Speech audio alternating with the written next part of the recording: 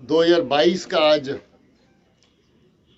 आखिरी दिन है और नए साल की कल शुरुआत होने जा रही है, बल्कि आज रात को 12 बजे। और हम लोग हर साल आपके रूबरू बीते साल का लेखा जोखा लेकर के आते हैं, ताकि आपके जरिए से अपने लोग ये जान पाएँ कि पुलिसिंग के अंदाज से, सिक्योरिटी के लिहाज से, लॉ एंड ऑर्डर के लिहाज से अपना साल कैसा बीता। मैं सबसे पहले आप सबको नए साल की शुभकामनाएं देता हूं और मुझे ये बताते हुए खुशी हो रही है कि साल 2022 पिछले चंद सालों के मुकाबले में और भी बेहतर साल साबित हुआ है। साल 2022 में अमन को पुख्ता करने का, आवाम के लिए अच्छा माहौल पैदा करने का जो सिलसिला पिछले चंद सालों से बड़ी शिद्दत से चल रहा है, उसके लिहाज से और भी कामयाब साल रहा। टेरर, वायलेंस या लॉ एंड ऑर्डर से रिलेटेड इंसिडेंट्स की बात करें तो सबसे बेहतर साल पिछले 4 सालों के अंदर 2022 साबित हुआ है। वो सिलसिला जो 19, 20, 21, 22 हर साल सिचुएशन में बेहतरी का था, वो इस साल भी कायम रहा और हर पहलू जिसकी बुनियाद पर आप सुरक्षा की स्थिति को एवेलुएट करते हैं, उसमें बेहतरी दिखाई दी है। दहशतगर्दी का माहौल जो हमारे अवाम के लिए, हमारे लोगों के लिए, रोज़मर्रा की ज़िंदगी के लिए एक कलंक के माफक बड़े लंबे अरसे से चल रहा है, उस फ्रंट पे बहुत बड़ी कामयाबियां हासिल हुई। बहुत सारे कामयाब ऑपरेशन हुए और उन ऑपरेशंस के चलते 186 दहशतगर्द, जिसमें 56 फॉरेन टेररिस्ट हैं, यानी कि पाकिस्तान से आए हुए, पाकिस्तान के रहने वाले दहशतगर्द हैं, जो लश्कर तौबा और जैश मोहम्मद के साथ वाबस्ता रहे, उनका भी सफाया हुआ। इस पूरे साल के दौरान जो सरहद पार से साजिशें होती रहती हैं कि जहां का लोकल यूथ उनको मिसलीड करके, वर्गला करके तशद्दुद के रास्ते पर चलाया जाए, उसकी गिनती भी पिछले सालों से सबसे कम रही है और ये गिनती सिर्फ और सिर्फ 100 तक रही, जिसमें से 18 ही लोग बचे हैं। बाकी सब जो हैं वो इसी साल के दौरान ऑपरेशंस के अंदर जहाँ मारे गए, जहाँ पकड़े गए, मेजॉरिटी उनमें से मारे गए। हम लोग न सिर्फ ऑपरेशंस में कामयाबी हासिल करने को पहल देते हैं, बल्कि वो नौजवान जो गलत रास्ते पे चले, वो रास्ता तर्क करके वापस लौटे, उस फ्रंट के ऊपर भी बराबर काम करते हैं। उसमें भी बहुत बड़ी कामयाबी मिली और बहुत सारे नौजवान जिनको गलत रास्ते पे चलाने की ताकीद पाकिस्तान की एजेंसीज और उनके जो स्पॉन्सर्ड एलिमेंट्स हैं, जो अमन के दुश्मन हैं, उनके द्वारा की गई, मगर इस जमन में काफ़ी बड़ी कामयाबी रही। उनके अंकड़े और उनकी डिटेल्स हम लोग शेयर नहीं करते, मगर बहुत सारे नौजवान साथी जो थोड़ा सा रेडिकलाइजेशन के माहौल में आगे बढ़ चुके थे, उनको वापस लाना और माँ बाप के साथ उनको मिलाना, जिस फ्रंट के ऊपर भी पुलिस और सिक्योरिटी फोर्सेस को बहुत बड़ी कामयाबी मिली। आप अक्सर जानना चाहते हैं कि अभी कितने दहशतगर्द एक्टिव हैं। आपको बता दें कि अभी जितने दहशतगर्द एक्टिव हैं, इतना छोटा नंबर पिछले सालों में कभी नहीं रहा। कम से कम नंबर लोकल टेररिस्ट का और फॉरेन टेररिस्ट का इस वक्त पहुंच चुका है और इसमें ये गिनती लगभग 100 के बराबर है, थोड़ा सा ऊपर है और जल्दी इसको 100 के नीचे ले आएंगे, ऐसा हमारा मानना है। ये डबल डिजिट के अंदर जल्द ही दोनों मिला करके आ जाएंगी। इसके साथ साथ ऑपरेशंस के साथ जो अच्छी तफ्तीश का सिलसिला, अच्छी पूछताछ, इंटेरोगेशन का सिलसिला भी बराबर जारी रहा और इसमें बहुत सारे दहशतगर्द जो अपनी जान गंवा सकते थे, हमने फिर से ये प्रेफर किया कि उनको कानून के दायरे में ला करके उनके खिलाफ कार्रवाई की जाए। जबकि 186 दहशतगर्द मारे गए, इसके साथ 159 ऐसे दहशतगर्द भी हैं जिनको जिंदा पकड़ा गया, तफ्तीश के केस के दायरे में लाया गया, कानून के दायरे में लाया गया, जिनके खिलाफ कार्रवाई जारी रहेगी। इसके साथ ही हम लोगों का अब मिशन ये है कि जीरो टेरर की तरफ बढ़ा जाए।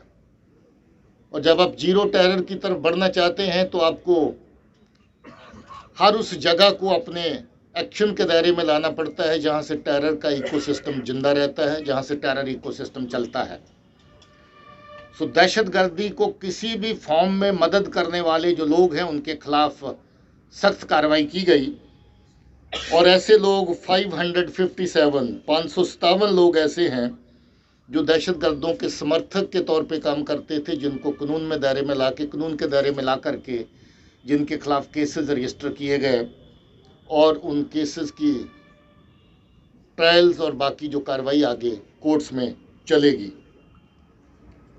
आज लोग पूछते हैं कि दहशतगर्दी की तंजीमों का, जो तंजीमें, ऑर्गेनाइजेशन, आउटफिट्स जो दहशतगर्दी चलाते थे, उनका लगभग सफाया हो गया, तो दहशतगर्दी आज कैसे चलती है। तो एक नया ट्रेंड जो पिछले एक आध साल से शुरू हुआ था, मॉड्यूल बेस्ड दहशतगर्दी का, जिसमें पाकिस्तान में बैठे टेरर हैंडलर्स लोगों को छोटी छोटी टुकड़ियों में तैयार करते हैं और उनसे सिलेक्टिव किलिंग्स, टारगेटेड किलिंग्स और ग्रेनेड फेंकना और इस तरह की बाकी दहशतगर्दी की छोटी छोटी कार्रवाइयाँ करवाते हैं। आपको याद होगा उधमपुर में ट्विन बस ब्लास्ट जो हुआ, आपको याद होगा श्रीनगर, कश्मीर के अलग अलग जगहों पे नॉन लोकल लेबर को टारगेट किया गया। आपको याद होगा कुछ जगहों पे ग्रेनेड के वाक़ात 2022 में पेश आए। ये सब की सब कार्रवाइयाँ बुनियादी तौर पे अभी टेरर मॉड्यूल्स के ज़रिए से करवाई जाती हैं, जो पाकिस्तानी एजेंसीज़ ने एक माउथ पीस, जिसको TRF कहते हैं, द रेजिस्टेंस फ्रंट, पैदा करके उसके खाते में डालने की हमेशा कोशिश करते हैं। ये लड़के बेसिकली जो इस तरह की कार्रवाइयाँ करते हैं, वो या तो ज़्यादातर लश्कर के साथ वाबस्ता होते हैं या फिर कहीं कहीं उनकी जैश के साथ एफिलिएशन पाई जाती है। मगर TRF एक माउथ पीस लोकल प्रोजेक्शन के लिए रखा गया, जो बुनियादी तौर पे पाकिस्तान की सरजमीन से चलाया जाता है। इस तरह के जो मॉड्यूल तैयार हुए, 146 टेरर मॉड्यूल्स पूरे साल के अंदर ख़त्म किए गए। आप अंदाज़ा करें कि 146 हर मॉड्यूल के अंदर 4 से 5 लड़के दहशतगर्दी की कार्रवाइयों को अंजाम देने के लिए तैयार किए जाते हैं। इस तरह के 146 टेरर मॉड्यूल जो है उनको भी ख़त्म किया गया, पकड़ा गया। इस साल के अंदर 188 AK-47 सीरीज़ की, जो AK सीरीज़ की, जिसमें कोई 76 भी शामिल होती हैं, ज़्यादातर AK-47 होती हैं, वो पकड़ी गई। 275 पिस्टल, 354 ग्रेनेड और 61 IDs, जिसमें कुछ IDs ऐसी भी थी जो पाकिस्तान से ड्रोन के जरिए में रेडी टू यूज़ फॉर्म में IB से इस तरफ ड्रॉप करी गई ताकि दहशतगर्द उसको डायरेक्टली किसी भीड़ के इलाके में इस्तेमाल करके लोगों का नुकसान कर सकें। मगर मैं मुबारक देना चाहता हूं अपनी जम्मू पुलिस को, कश्मीर पुलिस को, कि बहुत सारी इस तरह की कार्रवाइयाँ जिनका निशाना जम्मू शहर भी था और बाकी शहर भी थे, उनको रोका गया और ये IDs डिलीवरी पॉइंट से पहले, एक्शन में आने से पहले पकड़ी गई। मगर अनफॉर्चुनेट रहा, कहीं एक दो वाक़े ऐसे हुए भी, जैसे उधमपुर सब्जी मंडी में वाक़ा हुआ जिसमें कुछ लोग जख्मी हुए और कुछ जाने भी गई थी। बसों का जो ब्लास्ट हुआ जिसमें कोई नहीं था उस वक़्त, नहीं तो काफ़ी बड़ा नुकसान हो सकता था।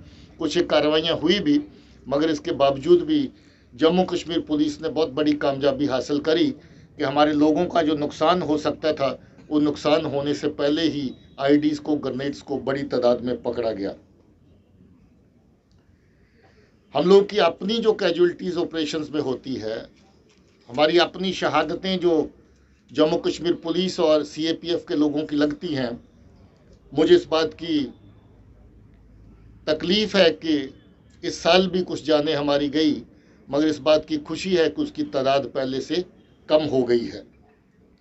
इस साल 14 पुलिस के जवान शहीद हुए और 17 CAPF के जवान शहीद हुए, जबकि पिछले साल ये तादाद इससे ज़्यादा बड़ी थी। टेरर की रिक्रूटमेंट का मैं जिक्र कर चुका हूँ, जिसमें 100 लोग ज्वाइन किए और इसी साल के अंदर 63 लोग मारे गए जिन्होंने इस साल के अंदर ज्वाइन किया, 17 लोग पकड़े गए और 18 लोग अभी भी एक्टिव हैं जिनके खिलाफ कार्रवाई पुलिस की जारी है। ये भी बता दूं कि टेरर रिलेटेड इंसिडेंट इस साल पहले सालों के मुकाबले में और कम हो गए और उनकी शिद्दत भी पहले से कम हुई है। गिनती में ज़रूर लगता है कि गिनती लगभग पहले साल से बहुत ज़्यादा नीचे नहीं आई है, मगर शिद्दत उनकी काफ़ी नीचे आई है। उनमें जो जानी नुकसान होता था या बाकी नुकसानात होते थे, उनमें काफ़ी फ़र्क आया है। सिविलियन की कैजुअलिटी, जिसको लेकर के हम सबका कंसर्न रहता है और कंसर्न होना भी चाहिए, वो भी पहले सालों के मुकाबले में, पिछले 4 सालों के 5 सालों के मुकाबले में सबसे कम है। सो सिविलियन कैजुअलिटी भी पहले से कम हुई है। लॉ एंड ऑर्डर के इंसिडेंट्स की अगर बात करें तो लॉ एंड ऑर्डर इंसिडेंट बराए नाम इस वक्त रह गए हैं। पूरे साल के अंदर मुश्किल से 24 इंसिडेंट ऐसे ही छोटी मोटी हुल्लड़बाजी के, वो कोई लॉ एंड ऑर्डर के इंसिडेंट की गिनती में ज़्यादा नहीं आते, मगर फिर भी हम क्योंकि इसको जीरो की तरफ बढ़ाना चाहते हैं, कोई भी इंसिडेंट हम अनरिपोर्टेड नहीं छोड़ते हैं, इसलिए ये इंसिडेंट की तादाद सिर्फ 24 के करीब रही।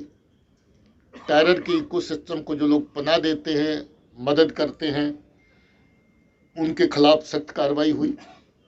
ऐसी 50 गाड़ियां जो दहशतगर्दों को इधर से उधर पहुंचाने के लिए, दहशतगर्दी का सामान एक जगह से दूसरी जगह पहुंचाने के लिए इस्तेमाल हुई, पुलिस हेडक्वार्टर के ऑर्डर से ऐसी गाड़ियां 50 जब्त की गई।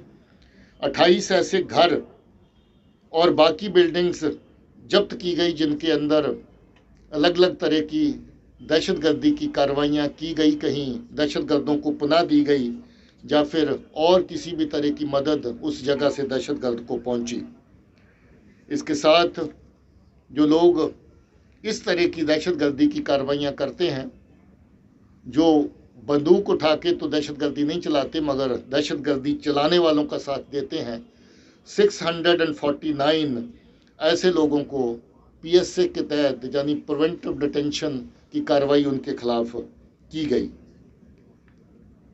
इसके साथ जो ड्रग का इस वक्त सिलसिला, जहां पर पहले के मुकाबले में ज़्यादा तेज़ी से पाकिस्तान की एजेंसी चलाने की कोशिश कर रही हैं, ड्रग्स जो सरहद पार से, बॉर्डर से लोगों के ज़रिए से, उनके टाउट्स के स्मगलर्स के ज़रिए से भी इधर लाई जा रही हैं। इसके साथ साथ ड्रोन्स के ज़रिए से भी ड्रग्स की तस्करी का काम इस तरफ जो है वो हुआ। इस पे बहुत बड़ी कार्रवाई पुलिस ने करी और बहुत बड़ी कामयाबियां भी हासिल इस ज़िमन में करी। इस साल 1693 केस, 1693 केसेस दर्ज किए गए ड्रग्स से रिलेटेड जो काम, कारोबार और जो लोग इसमें इन्वॉल्व हैं उनके खिलाफ, जिसकी तादाद पहले के मुकाबले में लगभग 130 के करीब ज़्यादा है। हम लोग इस कार्रवाई को और तेज़ करेंगे और ज़्यादा शिद्दत से और ज़्यादा सख्ती से इस कार्रवाई को अंजाम में लाएंगे। ऐसे केसेस भी सामने आए जहां ड्रग्स की तस्करी का पूरा जो नेटवर्क है, स्टार्टिंग पॉइंट से डिलीवरी पॉइंट तक, आगे पीछे का फॉरवर्ड एंड बैकवर्ड लिंकेजेस सारे उनको वर्कआउट किया गया। और हाल ही में कुपवारा के ऐसे केस में कोई 1.5 दर्जन के करीब लोग एक ही केस में पकड़े गए जो अलग अलग तरह से इस तरह की तस्करी में शामिल थे। बहुत बड़ी तादाद में सीजर्स भी हुए हैं। 212 kg हीरोइन पकड़ी गई, 383 kg चरस पकड़ी गई, 12 किलो के करीब ब्राउन शुगर पकड़ी गई, 215 किलो गांजा पकड़ा गया। पॉपी सोडा की स्टॉ जो पकड़ा जाता है, पॉपी हस्क जिसको कहते हैं, ये 10,746 किलोग्राम पकड़ा गया। और इस तरह के बाकी जो आइटम्स हैं जो तस्करी में शामिल हैं, उनकी भी काफ़ी बड़ी तादाद है।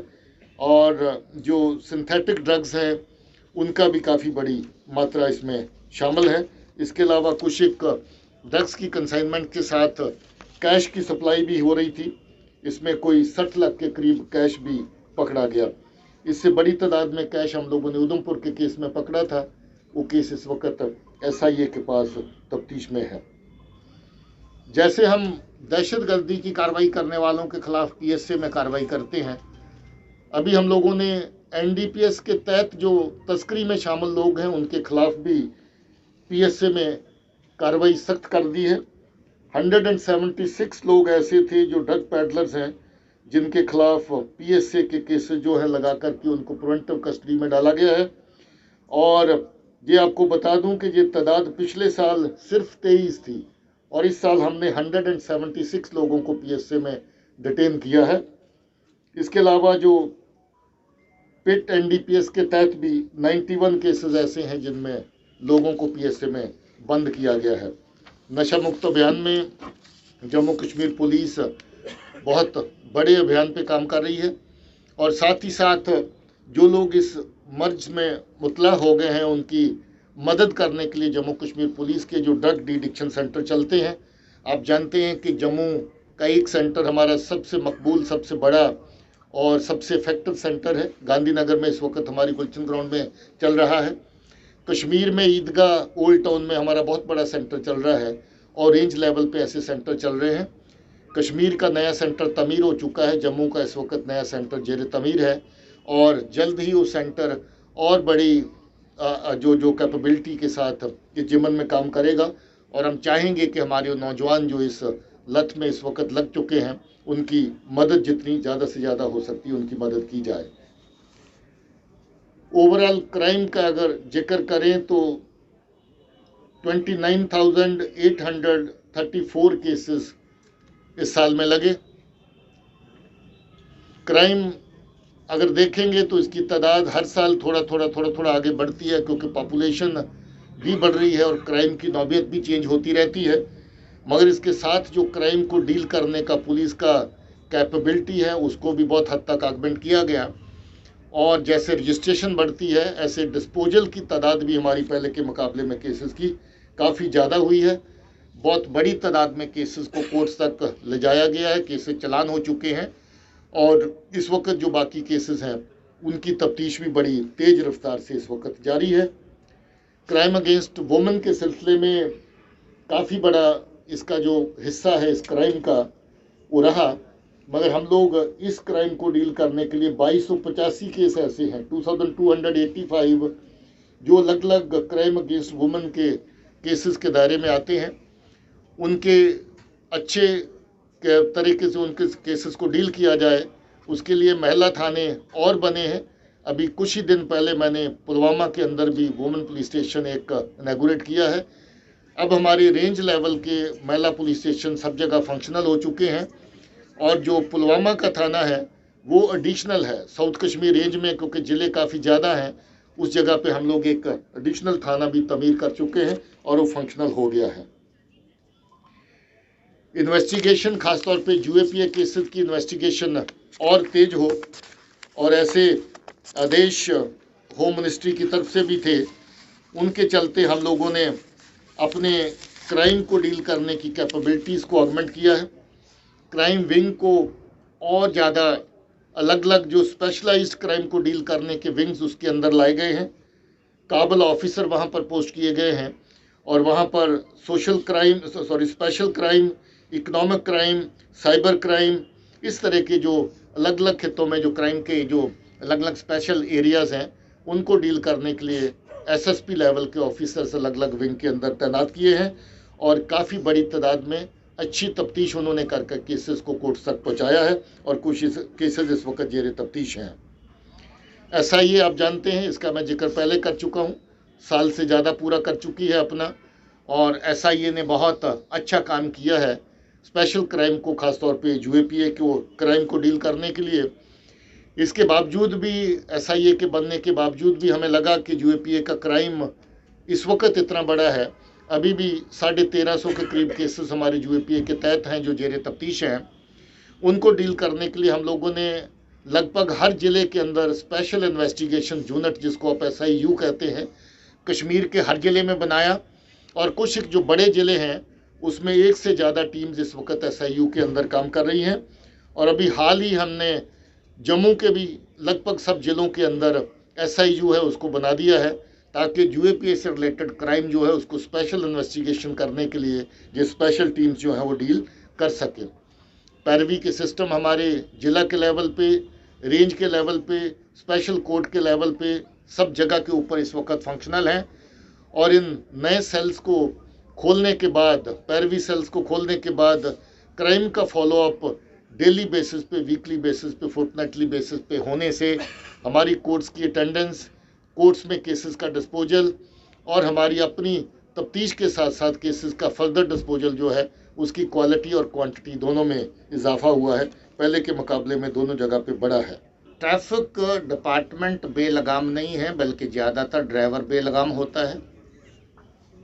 मेजॉरिटी अगर एनालाइज किया जाए इन केसेस को जो एक्सीडेंट के होते हैं तो उसमें ह्यूमन फैक्टर आता है, टेक्निकल फैक्टर बाद में आते हैं और ह्यूमन फैक्टर में ड्राइवर खुद शामिल होता है। आजकल नए नए साधन बन गए हैं नई गाड़ी खरीदने का, बैंक से लोन उठाया, गाड़ी ली, परिवार को साथ बैठाया, गाड़ी सीखी नहीं है मगर परिवार को पहले साथ में बैठा लेते हैं गाड़ी के लिए और बाद में पता चलता है गाड़ी चनाब में चली गई।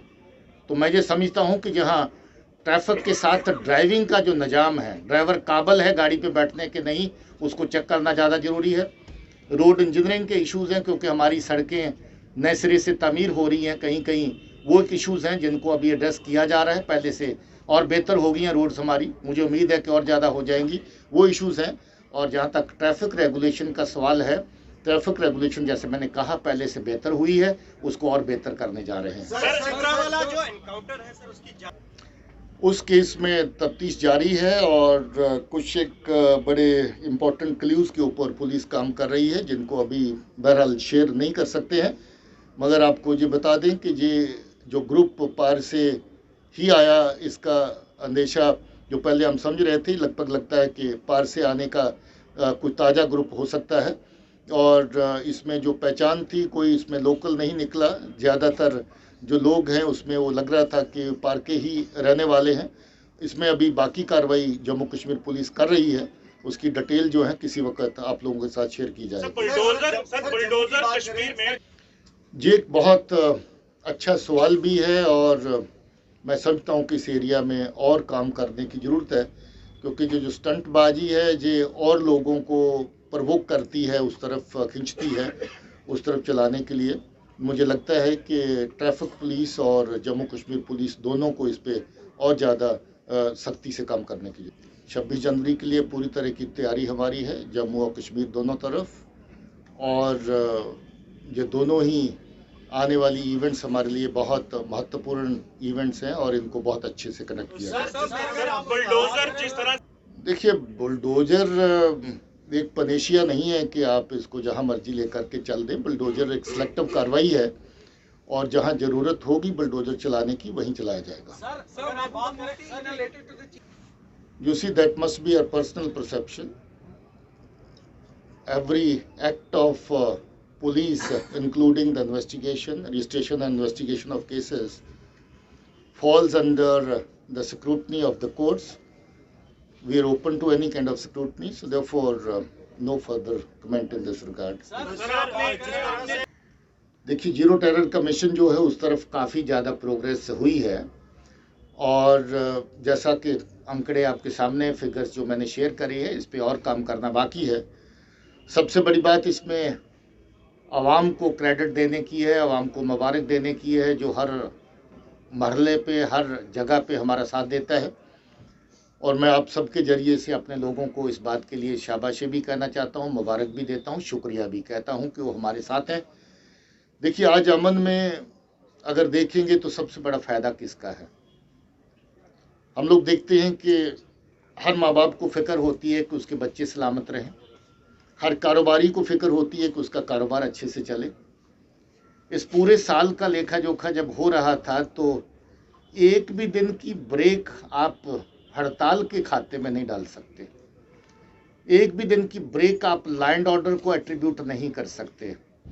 तो बिना ब्रेक आपका बच्चा पढ़ रहा है, बिना ब्रेक आपका कारोबार चल रहा है, बिना ब्रेक आप हर वो एक्टिविटी कर रहे हैं जिसको आप करना चाहते थे। यहाँ तो लोगों की शादियाँ कैंसिल हो जाती थी, शादी की डेट निकालते थे मगर शादी के दिन शादी नहीं कर पाते थे, रात को कहते थे कि नहीं आज हालात अच्छे नहीं है, थोड़े दिनों के बाद अगली डेट बताएंगे। आज ऐसा हो रहा है। तो मैं लोगों को मुबारकबाद देता हूं कि हमारे साथ हैं, और अपने फोर्सेस को, अपनी पुलिस को मुबारकबाद देना चाहता हूं कि अच्छे काम की वजह से एक भी ब्रेक का दिन आज इस साल के अंदर देखने को नहीं मिला है। तो मुझे लगता है कि जीरो टेरर की तरफ जैसे हम लोग बढ़ रहे हैं, उसमें और कामयाबी लोगों के साथ हमारे पास होगी, और जल्दी यहाँ पर पूरी तरह का अमन जो है वो कायम होगा। M4 नया वेपन नहीं है, हम लोग काफ़ी सालों से इसको देख रहे हैं, और M4 को इतने भी तूफान की चीज़ नहीं है, कार्बिन है जिसको इस्तेमाल करते हैं, सो ज़्यादा खतरे की ज़रूरत नहीं है। मतलब वो उस तरह का कोई ऐसा नहीं इंडिकेशन है कि वहाँ से वेपन आ रहा है, इधर से आ रहा है। ऐसे वेपन पाकिस्तान से पहले भी आते थे, अभी भी आ रहे हैं, और M4 कुछ बड़ा कुछ तकड़ा को मतलब को तोप नहीं है। इसके बारे में बाद में कमेंट करेंगे। पहले तो लास्ट हिस्सा कि मैं फिल्मों का शौकीन नहीं हूँ क्योंकि मैं फिल्म कभी बहुत रेयर होता है कभी मैं आपको फिल्म देखते हुए मिलूँ मैं बिल्कुल शौकीन नहीं हूँ, और कभी अगर थे भी मान लो तो जमाना गुजर गया है फिल्में देखने की फुर्सत नहीं आती है। बट बहरहाल आपका सवाल बड़ा अच्छा है, आपके जिस फीलिंग्स के साथ आपने जो सवाल रखा है, मुझे लगता है कि अथॉरिटीज़ ऐसा चाहती हैं कि एक अच्छी फिल्म जम्मू कश्मीर पुलिस पे बने, और मुझे लगता है कि जल्दी ऐसा कुछ ना कुछ पब्लिक प्लेटफॉर्म पे अवेलेबल होगा। इसके अलावा जो पब्लिक सेंट्रिक, जो पीपल सेंट्रिक सर्विसेज हैं, चाहे वो सर्विस वेरिफिकेशन की हों, पासपोर्ट वेरिफिकेशन की हों, और अलग तरह की NOCs हैं जो इशू की जाती हैं अलग अलग तरह के काम और कारोबार करने के लिए, और या फिर ऐसे अनासर और एजेंसीज़ को, ऑर्गेनाइजेशन को पहचानने का काम हो जो फेक हैं, जो फ्रॉड हों, और जो किसी न किसी तौर पे गैर कानूनी काम करती हों, उनको पहचान करने में भी CID ने काफ़ी बड़ा काम किया। आर्मड पुलिस का भी बहुत नुमाया रोल साल के अंदर रहा। हालांकि लॉ एंड ऑर्डर, जैसे मैंने कहा कि इंसिडेंट्स अब ना के बराबर हो गए, पूरे साल के अंदर 24-25 इंसिडेंट, कोई ज़्यादा नहीं। हमारी कोई लोगों के ख़िलाफ़ डायरेक्ट इस तरह की इन्वॉल्वमेंट, कन्फ्रंटेशन नहीं है, मगर इसके अलावा जो सुरक्षा की अलग ड्यूटीज़ हैं, चाहे वो पेट्रोलिंग के माफक हों, चाहे वो स्टैटिक सिक्योरिटी के लिए हों, चाहे वो बाकी तरह के एंटी मिलिटेंसी ऑपरेशंस हों, उसके अंदर भी आर्मड पुलिस ने बहुत अच्छा काम किया है। ट्रैफिक का लेखा जोखा हम लोग कुछ दिन पहले कर रहे थे। IG ट्रैफिक बड़ी शिद्दत से अपने कामकाज को और बेहतर करने के लिए लगे हुए हैं। हम लोग ज़्यादा से ज़्यादा टेक्नोलॉजी को ट्रैफिक मैनेजमेंट के अंदर शामिल करने की कोशिश कर रहे हैं। अभी आपने ई-चालान का सिलसिला देखा होगा, उसमें और मशीनें ऐड हुई कुछ दिन पहले। उसके अलावा और बहुत सारी ट्रैफिक रेगुलेशन और ट्रैफिक सर्विलेंस की जो औजार हैं वो इस वक्त प्रोक्योर किए जा रहे हैं, और उनको अमल में लाने के बाद हमारी कोशिश है कि जो एक्सीडेंट्स की दर है उनको कम किया जाए, और जो एक्सीडेंट्स के अंदर मौत वाक़ई होती या लोग जख्मी होते हैं उसकी तादाद भी कम हो। इसमें काफ़ी अच्छा काम हुआ है, मगर बहुत सारा काम अभी बाकी है जिसके ऊपर कार्रवाई जारी है। क्राइम ब्रांच का मैंने जिक्र किया, इसके अंदर ANTF हमने लाया था, एंटी नार्को टास्क फोर्स, इसने भी बहुत अच्छा काम किया है। काफ़ी सारे केसेस इन्होंने नारकोटिक्स के डील किए। इकोनॉमिक ऑफेंसेस विंग और स्पेशल क्राइम के विंग ने भी 191 के करीब जो स्पेशल क्राइम हैं उनके केसेस को डील किया। इसी तरह साइबर क्राइम के भी लगभग 8 केसेस इस साल के दौरान जो हैं वो किए गए। CCTNS एक तरह की हमारी बहुत ही उपयोगी, फ़ायदेमंद जो एक समझ लीजिए कि एक स्कीम है जिसके तहत हर थाना और हर ऑफिस इस वक्त कवर करने की कोशिश जारी है। CCTNS को हम लोगों ने और एक्सपेंड किया। बहुत सारे ऑफिस, बहुत सारे नए थाने जो इसके अंदर शामिल नहीं थे उनको इसके अंदर लाया गया, और इसके तहत जो सिटीजन सेंट्रिक सर्विसेज हैं उनमें भी और ज़्यादा बढ़ोतरी की जा रही है, और उसमें हम लोग कोशिश कर रहे हैं कि जल्द ही CCTNS जो है वो पब्लिक के लिए एक ऐसा प्लेटफॉर्म बन के निकले कि हर तरह की कंप्लेंट, हर तरह का ग्रीवेंस जो है वो CCTNS के जरिए कंसर्न पुलिस ऑफिसर जहाँ ऑफिस तक पहुँच सके। इसके साथ साथ पुलिस के वेलफेयर के इश्यूज़, ट्रेनिंग के इश्यूज़, उनको भी साल 2022 में बहुत अच्छे से पुलिस हेडक्वार्टर और बाकी जो इंस्टीट्यूशंस, ऑर्गेनाइजेशंस, लोअर फॉर्मेशंस इसके अंदर काम करती हैं, उन्होंने बहुत अच्छा काम किया। सिक्योरिटी का विंग हमारा, जो बहुत बड़ी तादाद हमारी सुरक्षा देने की यहाँ पर लोगों को है, उसको बहुत अच्छे से हैंडल किया। बहुत बड़े वीआईपी विजिट्स दिल्ली से और बाहर से रेगुलर होते रहते हैं, उनके लिए सुरक्षा के बहुत बड़े इंतजाम किए गए। और बड़ी बड़ी इवेंट्स जो ख़ासतौर पे नेशनल इवेंट्स जो हैं ऑर्गेनाइज हुई, और उसके अंदर सिक्योरिटी विंग का बहुत बड़ा काम जो है वो रहा है। इस साल काफ़ी बड़ी तादाद में प्रमोशंस हो चुकी हैं, और आज आपकी प्रेस कॉन्फ्रेंस के बाद एक काफ़ी बड़ा ऑर्डर मैं प्रमोशन का साइन करने जा रहा हूं। नए साल का एक और तोहफा हमारे नॉन गस्टेड ऑफिसर्स को जल्द ही देने जा रहे हैं। अभी 4000 के करीब लोग इस साल के अंदर प्रमोट हुए, जो कि बहुत बड़ी तादाद है, और इसमें 463 गस्टेड ऑफिसर भी हैं। पहले अक्सर ये तादाद नीचे लेवल पे काफ़ी रह जाती थी, मगर गस्टेड लेवल पे काफ़ी सारी दिक्कतें रह जाती थी। इस साल 463 के करीब जो है वो गस्टेड ऑफिसर भी प्रमोशन में शामिल हैं। अभी रिक्रूटमेंट का जो सिलसिला है उसमें 2 बटालियन बॉर्डर की बन के लगभग तैयार हैं, और 2 बॉर्डर की महिला बटालियन भी इस वक्त तैयार हैं। और आपको ये जान के खुशी होगी, ख़ासतौर पे हमारी महिला पत्रकारों को, कि अभी आपको पुलिस का चेहरा ग्राउंड के ऊपर महिलाओं का और ज़्यादा देखने को मिलेगा। और हमारे लिए ये फ़ख्र की बात होगी, खुशी की बात होगी कि ज़्यादा से ज़्यादा महिलाएं पुलिस फोर्स के अंदर काम करेंगी। ट्रेनिंग सेंटर्स ने बहुत बड़ा काम किया है।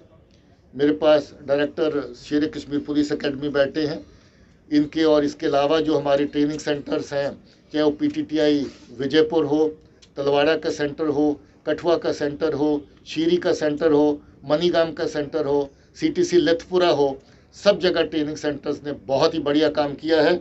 और हर तरह की ट्रेनिंग जो है वो हमारे जवानों को, जो इन सर्विस ट्रेनिंग वो दी जा रही है।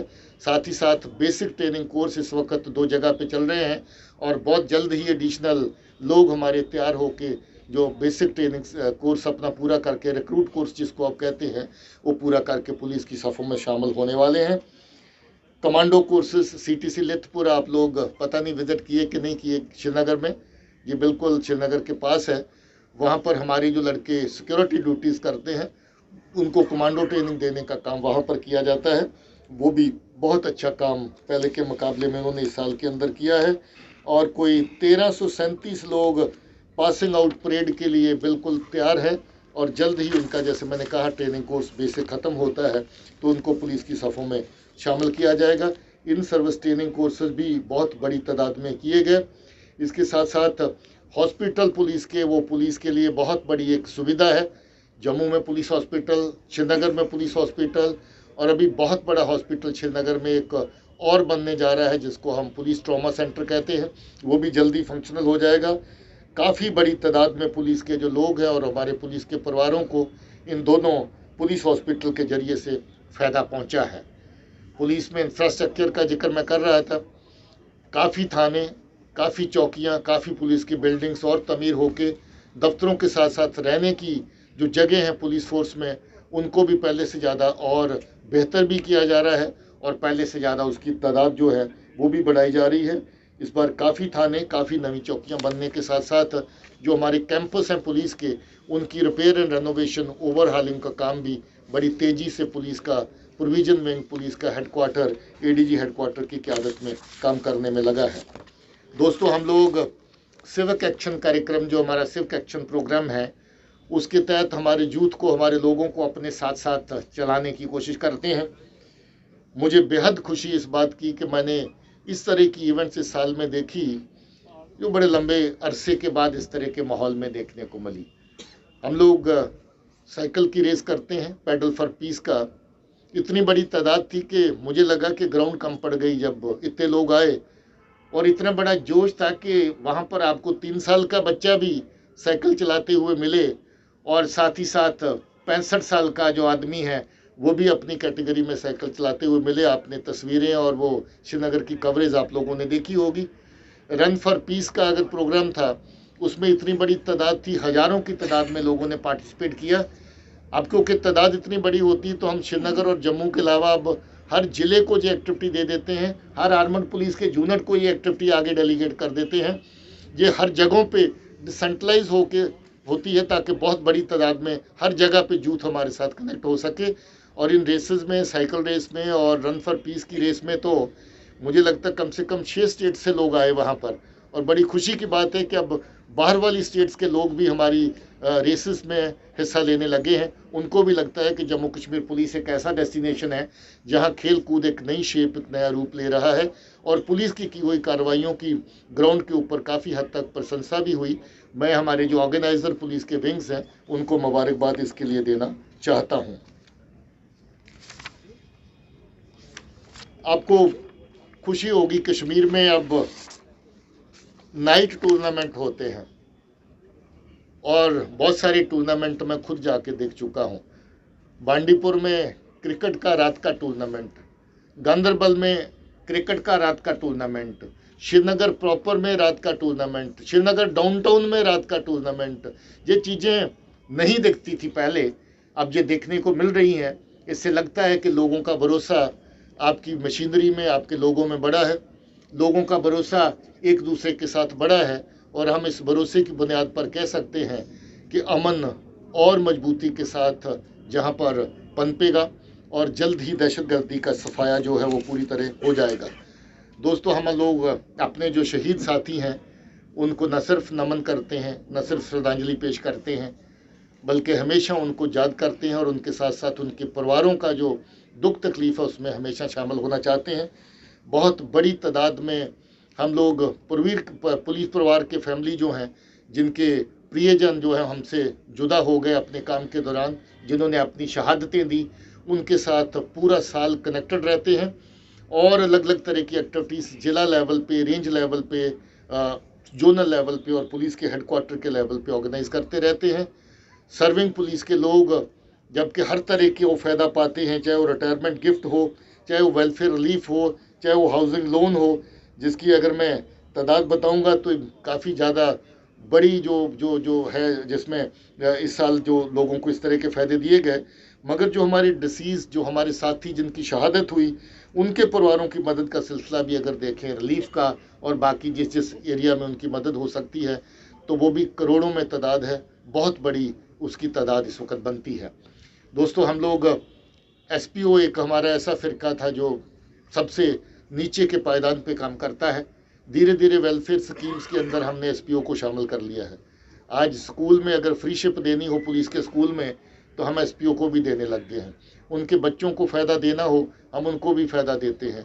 उनके बीमार पड़ने पर जहाँ कहीं को ऑपरेशनल इंजरी होती है, तो आज SPO भी किसी न किसी मदद का हकदार है और अच्छी खासी मदद का हकदार है। और आज अगर SPO की शहादत होती है, तो मुझे लगता है कि जितनी रकम, जितनी राशि आज हम उस परिवार को देते हैं, इसका कभी किसी ने सोचा भी नहीं होगा। तो इसलिए मैं ये समझता हूँ कि जहाँ पुलिस के बाकी रैंक्स के लिए हमारी हमदर्दियाँ और हमारी जो फाइनेंशियल हेल्प है उनके साथ हमेशा रहती है, इसके साथ SPOs को भी हमेशा हम लोग साथ लेके चलते हैं। इसके साथ साथ पुलिस की जो अच्छी कारकर्दगी के चलते जो पुलिस को अलग अलग इनामों से, मेडल से हर साल नवाजा जाता है, इसकी तादाद पिछले साल फिर सबसे बड़ी थी। और आप सबको फ़ख्र होना चाहिए कि जम्मू कश्मीर पुलिस की तादाद इन मेडल्स में सबसे सरफहरिस्त रहती है, सबसे नंबर 1 रहती है और पिछले साल भी हम लोग नंबर 1 थे। इसकी आपको मुबारक है। बहुत सारे इनाम जो DG के ऑफिस से होते हैं, 538 लोगों को पिछली बार DG ने अवार्ड दिए। जो पुलिस मेडल फॉर गैलेंट्री 223 पिछले साल हमारे थे। जो police medal for meritorious service है वो 30 थे। डिस्टिंग्विश्ड सर्विस के 4 अवार्ड थे। और इसके साथ यूनियन मिनिस्टर साहब की तरफ से, जो यूनियन होम मिनिस्टर साहब की तरफ से medal for excellence in investigation, जो एक नया मेडल जो है वो तैयार किया गया है और जो अभी सब फोर्सेस को जहां पर इन्वेस्टिगेशन के विंग है उनको दिया जाता है, उसमें भी हमें मेडल मिला। जम्मू कश्मीर के जो पुलिस मेडल फॉर गैलेंट्री 266 थे और 10 Jammu Kashmir police medal for meritorious service भी थे। इस साल के मेडल जो DG ऑफिस से होते हैं वो आज ऑर्डर इशू होने वाला है और उनकी तादाद भी पहले के मुकाबले में बड़ी होने जा रही है। पहले के मुकाबले में ज़्यादा लोगों की हौसला अफजाई की जाएगी। स्पोर्ट्स में हमारी टीम्स जो जम्मू कश्मीर आर्मड पुलिस के तहत काम करती हैं, बहुत ज़बरदस्त काम रहा उनका। हम लोग नए नए एरियाज़ में जुडो, फेंसिंग, वुशू, पेंकेट सिलत में नेशनल इंटरनेशनल लेवल पे इस वक्त मेडल हासिल कर रहे हैं। हम लोग वाटर स्पोर्ट्स में जम्मू कश्मीर टीम की बहुत बड़ा नाम बन चुकी है, क्योंकि हमारे पास माहौल है और हमारी टीम साल भर अपनी ट्रेनिंग भी करती रहती है और अलग अलग टूर्नामेंट्स में हिस्सा भी लेती रहती है। बॉक्सिंग और रेसलिंग में हमारी टीम्स ने बहुत अच्छा all India police wrestling cluster के अंदर काम किया। और इसके साथ साथ हम लोग अपने नौजवान बच्चों के लिए जो काम करते हैं, जिसमें शूना या समान में CAP के तहत भूल गया, उसमें हमारे बच्चे अब नेशनल लेवल पे परफॉर्म करने के लायक हो गए हैं। इस तरीके से मैं आज की जो मोटी मोटी बातें जो आज के पूरे साल के लेखे जोखे की हैं, उनको लगभग पूरा कर चुका हूं। अगर कोई ऐसे सवालात आपके जेन में हों जो इसके बाहर आप समझते हैं कि ज़रूरी हैं, मैंने जैसे पहले कहा कि जब किसी हैवान के खून मुंह लग जाता है तो उसको खून चूसने की, खून बहाने की आदत हो जाती है। ये ऐसी ऑर्गेनाइजेशंस हैं जिनका जिक्र हम कर रहे हैं, जो पिछले 25-30 सालों में खून बहाने का, कश्मीरियों का खून बहाने का इन्होंने ठेका ले रखा है। इनके पीछे इनके आका बैठे होते हैं, चाहे वो ISI की तरफ से हों, चाहे फिर बाकी लोग जो जम्मू कश्मीर में दहशतगर्दी को जिंदा रखने और इसको चलाने के काम में लगे हों। ये TRF, जिसको मैंने कहा कि ये माउथ पीस है, जिसको मैंने कहा कि ये कमरेला के माफक है, कोई भी दहशतगर्दी की कार्रवाई जिसको आप सरहद पार से अंजाम दिलवाते हैं, उसको बाद में उन करने के लिए आप TRF का नाम सामने लाते हैं, जबकि असल में वो कार्रवाई लश्कर या उसके साथ जुड़े हुए लोग, जैश या उसके साथ जुड़े हुए लोग करते हैं। हम लोग इस तरह के बहुत सारे मॉड्यूल्स, बहुत सारे नेक्सस उनको बेनकाब कर चुके हैं।